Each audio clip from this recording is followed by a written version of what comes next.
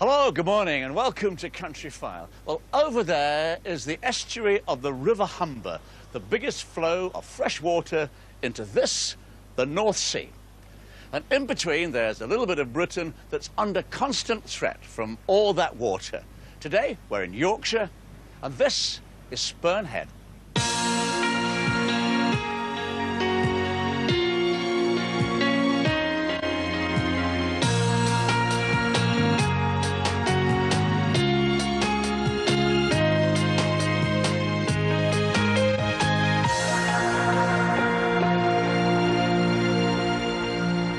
Spurn Head is a place that's constantly changing. It has to live for the present because its future is very much at the mercy of the tides.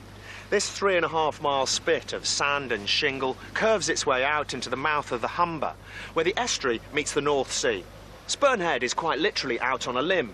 Around 25 miles to the west lies Hull, and south of the estuary is Grimsby.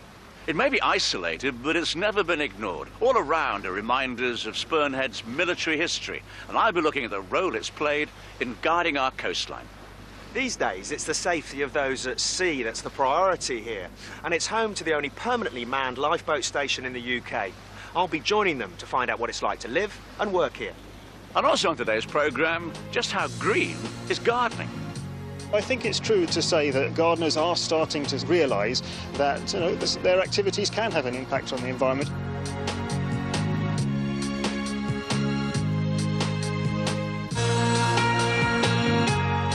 Michaela takes a trip to the riverbank.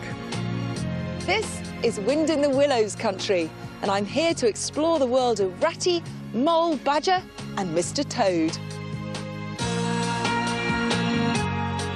And our video diary is all about getting away from it all. In many cases, bothies don't have a toilet, but we do provide a spade, and the rest I can leave to your imagination.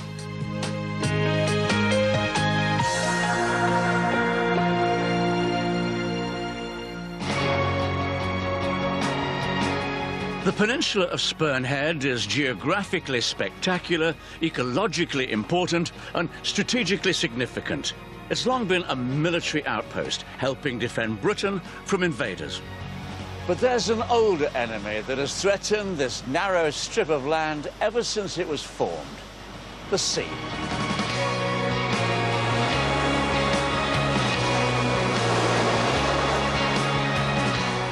The Spurn Head Peninsula is part of the Holderness coastline, which is one of the fastest eroding coastlines anywhere in the world. It's disappearing at the rate of 2 meters a year, which means that in 12 months' time, where I'm standing now just won't be here. Once thriving villages are now down deep beneath the waves, and the handful of people who live in Kilnsea on the mainland half a mile from the peninsula are watching the coast edge ever closer to their homes. Well, this is pretty graphic evidence, isn't it, of just how powerful the sea is around here. This has happened over the last 18 months, this. It's part of the old army camp that was here during the wars, and this has been washed down quite recently. Are there any kind of sea defences here? Not that I know of. There used to be groins, which were the old breakwaters as we know them, but they've long since been abandoned. They weren't maintained, and consequently the coast is washing away naturally. There's nothing to stop the erosion at all. But isn't nature telling you something, that you're actually in the wrong place? Well, I don't believe that we are. We've got a community there which is important to us. We've got some businesses there, but we felt as though we'd been abandoned. The government won't help us, so we had to help ourselves, which is what we've done. So Kilnsea has built its very own sea defence? Yes, it has. We raised £50,000, which is really a fantastic effort for such a small community. The remaining money came from the East Riding of Yorkshire Council and the Yorkshire Flood Defence Subcommittee. And how high above sea level is it? It's 5.8 metres above sea level at this point that we're stood on, and drops slightly down as it goes into the north. So how much longer do you think this is going to give you before nature does take its course? Well, it's actually built on about the 40-year erosion line. So we're looking at between 30 and 40 years, which gives us this breathing space. Spurn Head has been formed by what's called longshore drift. When the mainland coast erodes, it's ground up by the waves into sand and shingle, and then swept down to Spurn Head, where it becomes part of the ever-shifting peninsula. So the Yorkshire Wildlife Trust, which owns this unique nature reserve, has no plans to stop that process by protecting places like Kilnsea. The people down in Kilnsea are very worried that they're going to lose their homes because of this erosion. What can be done to stop it? The stopping of that erosion further north on the boulder clay would actually mean the obliteration of the Spurn Peninsula. Unfortunately, what we have to do is learn to live with this erosive element of our coastline. It's been doing it for many, many hundred years, and unfortunately, from the point of view of residents, we'll continue to do that. What we have to do is educate and accept this coastal process and look at ways of relocating villages, as they have been done in the past with Kilnsea.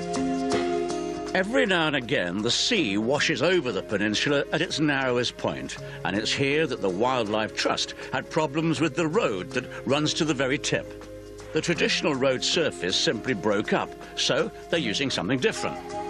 This is the type of road that is used to allow the peninsula to wash over, allow the sand to move across, vegetation to come through these gaps we have in the blocks. Because it's not a solid road, is it? It's these separate blocks. It is. It's like tiling. They're fastened together with wires, and we can pick them up, lay them on a prepared sand surface, but there's no other material brought into this, so it's a very easy process for us to reuse. So it's a sort of tactile thing. It can move as you want it to move. Exactly. This road is as dynamic as the peninsula. So a road is being saved, but not a village. The people of Kilnsea say the long-term protection of Spurn Head and its wildlife will cost them their homes. If we'd got feathers, we would be a lot better looked after than we have been. The powers that be would seem to look after, or prefer to look after, the nature side of it rather than the human side of it. Now,